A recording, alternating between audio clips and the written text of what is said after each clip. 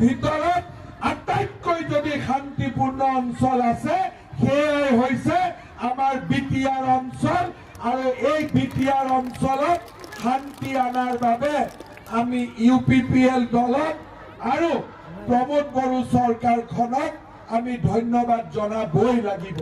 শ্ৰদ্ধা ৰাইজ, আপোনালোকে এটা কথা মনত ৰাখিব, শান্তি নাহিলে গৰীব দুখীয়া মানুহ জীয়াই থাকিব নোৱাৰে। শান্তি থাকিলেহে কাম কৰিব পাৰিম, শান্তি থাকিলেহে দোকান খুলিব পাৰিম, শান্তি থাকিলেহে হাজিৰা কৰিব পাৰিম, শান্তি থাকিলেহে চৰকাৰৰ কাম কাজ হ'ব, শান্তি থাকিলেহে ৰাস্তা হ'ব। কিন্তু আজি আগৰ চৰকাৰবিলাকে শান্তিৰ কাৰণে কাম কৰা নাছিল। প্ৰমোদ বড়ো চৰকাৰ আৰু ট্ৰেক্টৰে শান্তিৰ কাৰণে কাম কৰাৰ কাৰণে আজি BTC অঞ্চলত গৰীব দুখীয়া মানুহ শান্তিৰে বাস কৰিব পাৰিছে। আমাৰ মাজত থকা মাটি বাৰী নাই আমাৰ কাৰোবাৰ, মানুহক পট্টা দিয়া, মানুহক ইলেক্ট্ৰিচিটি দিয়া, মানুহক খোৱা পানী দিয়া, মানুহক পকা ঘৰ দিয়া, মানুহক অৰুণোদয় আঁচনি দিয়া, মানুহৰ গাঁৱে গাঁৱে স্কুলৰ কাম কৰা, ৰাস্তাৰ কাম কৰা, খোৱা পানীৰ যোগান ধৰা, এই গোটেই কামবিলাক হ'ব যেতিয়া অসমত আৰু বিটিআৰত শান্তি থাকিব। দিল্লী, দিছপুৰ আৰু কোকৰাঝাৰৰ চৰকাৰখনে মিলিতভাৱে কাম কাজ কৰিব, খৰচ কৰিব লাগিব। আজি মহিলাসকলক লোন ৰেহাই হাতে কৰিব পাৰিব নেকি? হাতে পাৰিব? ট্ৰেক্টৰে পাৰিব নে হাতে পাৰিব? কোনে পাৰিব? ট্ৰেক্টৰে পাৰিব নে তালা চাবিয়ে পাৰিব? ট্ৰেক্টৰে পাৰিব নে নাঙলে পাৰিব? সেইকাৰণে কাক ভোট দিব লাগিব? ইমান লাহে লাহে ভাত পানী নাই খোৱা দে, জোৰে ক'ব লাগিব। কাক ভোট দিব লাগিব? কাক ভোট দিব লাগিব? তেতিয়াহে ভাল লাগে যে আমাৰ ইয়াত পুৰা মানুহৰ উৰ্জা পুৰা আছে, হয় নে নহয়? ইয়াতে আমাৰ সমস্যা কি আছে? আমাৰ গৰীব দুখীয়া মানুহৰ আটাইতকৈ এই সমষ্টিত জমদুৱাৰত এটা ডাঙৰ সমস্যা আছে কি? সংকোচ নদীৰ গৰাখহনীয়া, হয়নে? হয়নে নহয়?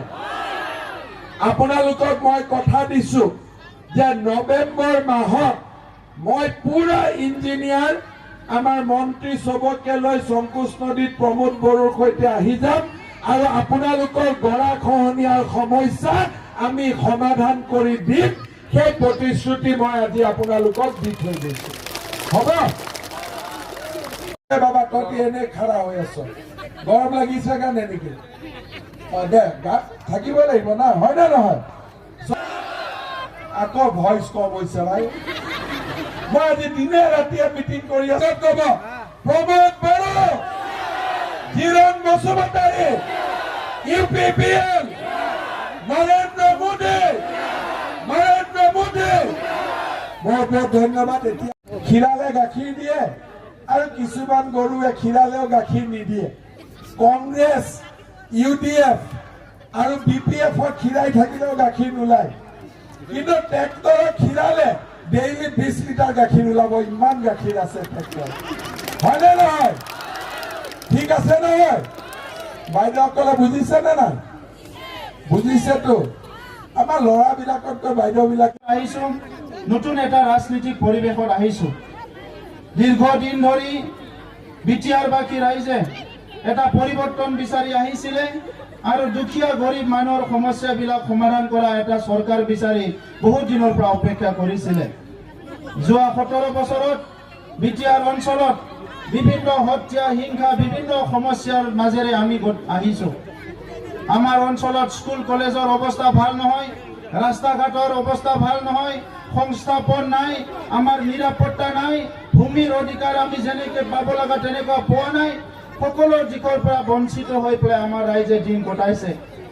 সেই সমস্যাবিলাক আজি দেখি পেলাই, বুজি পেলাই, জানি পেলাই আজি আমিও অনিচ্ছাকৃতভাৱেও যদি এটা সময়ত মোৰ জীৱনৰ লক্ষ্য নাছিলো, আজি ৰাজনীতিত ময়ো আহিছো আৰু ৰাজনীতি আহি দেখিবলৈ পাইছো যে আজিৰ এই সময়ত অসমত বহুত কাম কৰিব লগা আছে আৰু বিটিআৰ অঞ্চলতো বহুত কাম কৰিব লগা আছে। অসমৰ নতুন মুখ্যমন্ত্ৰী দায়িত্ব লোৱাৰ পিছত অসমৰ মুখ্যমন্ত্ৰী ডক্টৰ হিমন্ত বিশ্ব শৰ্মা ডাঙৰীয়াই আপোনালোকে সকলোৱে সদায় টিভিয়ে পেপাৰে ছ'চিয়েল মিডিয়া দেখিবলৈ পাইছে এটা নতুন ৰাজনীতি সংস্কৃতি গঢ়ি তুলিছে। যিমানে খীৰাও গাখীৰ নোলাই পকেটৰ পৰা দানা খুৱাওঁতে খৰচাহে যাব আৰু ট্ৰেক্টৰক দানা খুৱাবই নালাগে, নিজে নিজে গাখীৰ ওলাই থাকিব। বুজি পালেতো? বুজি পাইছনে বাবা? একদম। গতিকে সকলোৱে মিলি কি কৰিম, 30 তাৰিখে ৰাতিপুৱা ট্ৰেক্টৰক ভোট আমি দিম। যিবিলাক আমাৰ বিজেপিত আছে পদুম, ঠিক আছে, পদুমৰ মানুহেও আমি ট্ৰেক্টৰতে ভোট দিম, তালাচাবিৰ মানুহেও ট্ৰেক্টৰতে ভোট দিম, নাঙলৰ মানুহেও ট্ৰেক্টৰতে ভোট দিম আৰু হাতৰ মানুহেও আমি ট্ৰেক্টৰতে ভোট দিম, যাতে আমাৰ এই অঞ্চলৰ উন্নতি সম্ভৱ হ'ব পাৰে। ৱাইল্ড লাইফ চেঞ্চুৰী বা আমাৰ ৰাষ্ট্ৰীয় অভয়াৰণ্য হিচাপে আমি স্বীকৃতি দিলো। এই যে ৰাইমনা ফৰেষ্ট আছে তাৰ আশে পাশে বহুত বিলাক গাঁও আছে। এই গাঁওবিলাকৰ মানুহ দুখীয়া হয়, ৰাস্তা ঘাট বেয়া, খোৱা পানীৰ সমস্যা আছে। আমি সিদ্ধান্ত লৈছো যে এই ৰাইমনা ফৰেষ্টৰ কাষত যিমান গাঁও আছে সকলো গাঁৱৰ আমি উন্নতিৰ কাৰণে এটা স্পেচিয়েল পেকেজ আমি দিম, যাতে ওচৰৰ গাঁওবিলাকত উন্নতি কৰিব পাৰো, খোৱা পানী দিব পাৰো, ৰাস্তা বনাব পাৰো, স্কুল বনাব পাৰো। এই গোটেইবিলাক ব্যৱস্থা আমি হাতত ল'ম। শ্ৰদ্ধা ৰাইজ, আমাৰ ইয়াত এখন ঘাচিবাৰীত আমাক এখন হায়াৰ ছেকেণ্ডাৰী স্কুল লাগে। মই আজি আপোনালোকক কথা দিছো যে এপ্ৰিল মাহৰ আগতে ঘাচিবাৰীত আমি হায়াৰ ছেকেণ্ডাৰী স্কুল কৰি দিম, যাতে ল'ৰা ছোৱালীয়ে ইয়াতে পঢ়া শুনা কৰিব পাৰে। শ্ৰদ্ধা ৰাইজ, আমাৰ ইয়াতে দুটা ডাঙৰ সমস্যা আছে। এটা হৈছে খোৱা পানী আৰু এটা হৈছে ইলেক্ট্ৰিচিটি, হয়নে?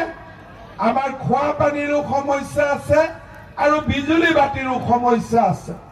এই দুইটা কাম আমাৰ কাম হ'ব যে জল জীৱন মিছনৰ আঁচনিৰ জৰিয়তে সকলো গাঁৱৰ ঘৰৰ পৰিয়াললৈ পাইপেদি খোৱা পানী লৈ অহা, যাতে দুখীয়া মানুহজনেও পাইপেদি খোৱা পানী পাব পাৰে। আৰু যিবিলাক গাঁৱত ট্ৰেন্সফৰ্মাৰ নাই, 3 ফেজ লাইন নাই, ইলেক্ট্ৰিচিটিৰ কানেকশ্যন নাই, আপোনালোকক মই কথা দিছো যে প্ৰত্যেকখন গাঁৱলৈকে আমি বিজুলী বাতিৰ পোহৰ নিয়মীয়াকৈ দিয়াৰ আমি ব্যৱস্থা কৰিম। সেই প্ৰতিশ্ৰুতিও মই আজি আপোনালোকক দি